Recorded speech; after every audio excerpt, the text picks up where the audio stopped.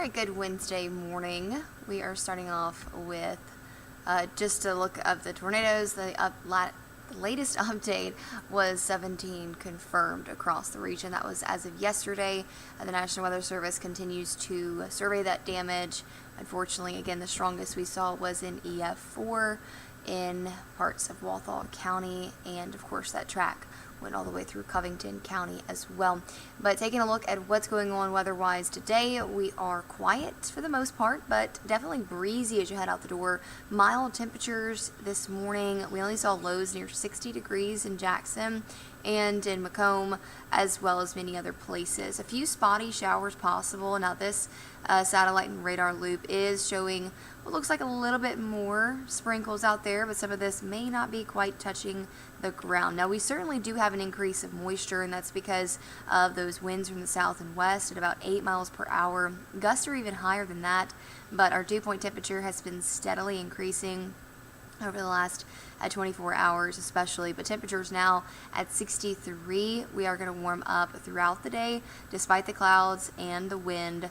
We'll still see temperatures above average. Winds are gusting up to 29 miles per hour in Vicksburg, 25 miles per hour in Natchez, 26 in Jackson, 19 though in Hattiesburg. Now we are going to see those winds pick up. Here's a look at your Jackson wind gust forecast, but even anywhere across the region we could see up to 35, 40 mile per hour winds today, which would make it challenging for high profile vehicles across the region for traveling, and also if you have saturated soil still could see some trees down within higher wind gust. But overall today expecting 25, 30 mile per hour winds across Jackson, but that stays elevated throughout the day, and that's why the metro is under a wind advisory until 7 p.m. tonight, and that starts at about 8 a.m. just areas north of Interstate 20. But most of us just seeing a lot of clouds and gusty winds. Temperatures make it above average in the upper 70s and low 80s. Again, a 20% chance of rain today.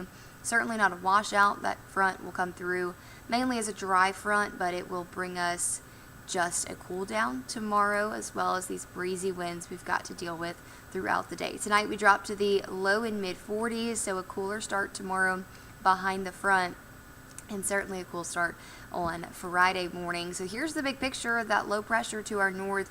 That'll be where some more potent thunderstorms will be surrounding that area of low pressure. For us, that cold front will move through, again, mainly a dry cold front, but that tight pressure gradient over the region will certainly cause some gusty winds. Now that is just because we're still stationed between two strong areas of low pressure and high pressure as well. So Thursday morning we're still looking at gusty winds, but by Friday morning that high pressure from our west moves in directly overhead, and because of that we see clear skies and calm winds. That means radiational cooling will be really good, ideal. So the best conditions for temperatures to drop overnight, of course, are clear skies and calm winds. We'll see our coldest morning on Friday, but notice the rest of your Wednesday really quiet for us. A couple of stray showers, otherwise breezy winds, and then those clouds push on out tonight. We'll start off tomorrow morning in the upper 30s north of I-20, low 40s pretty much everywhere else, and through the day on Thursday a little cool. We only make it to likely about 60 degrees. If not, some folks could stay in the 50s all day. And by Friday morning, take a look at that, temperatures around the middle 30s, but I won't rule out some folks getting pretty close to freezing, so a frosty start for many of us Friday, and then we're warming up. Of course, many people want to know what's the weather going to be for Saturday, the House St. Patty's Day Parade.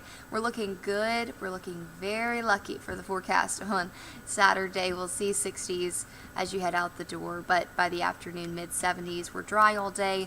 But Sunday is not the same case. Now, this is still several days out, but it is looking to be potentially a severe weather type of day for us, or rather evening into the overnight hours. We are still going to track the timing over the coming days, but it does look like there is some ingredients coming together for some stronger, robust thunderstorms late Sunday night into early Monday. Now, I'm putting the weather aware tag on Sunday, because if this is an overnight event, that means you need to make those preparations on Sunday before you go to bed in case something happens a warning is issued overnight. By Monday, though, most of it is done, especially by the mid-morning hours. We're already starting to see dry weather, so we're going to be watching it, but the Storm Prediction Center has already highlighted us under a level 2 out of 5 slight risk. Now, yesterday, this was just encompassing mainly areas along and west of Interstate 55. That has been extended into some of our eastern counties, even into the Pine Belt.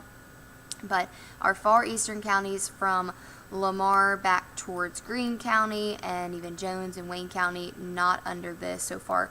This can change. Again, we're several days away, but Sunday night into Monday, mainly looking like an overnight event if we see some of those stronger storms. Your 8-day forecast overall is looking dry, though.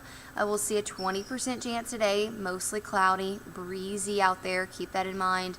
Temperatures, though, above average. Tomorrow's the first day of astronomical spring, a spring equinox for us tomorrow, but will feel unseasonably cool. Highs near 61, lows even in the 30s by Friday morning. So again, keep in mind that frosty start Friday. If you've already planted stuff, you may want to protect those sensitive plants. By the afternoon, though, warming to near 70 degrees, and that warming trend continues into the weekend. We're in the mid-70s Saturday, nearly 80 degrees.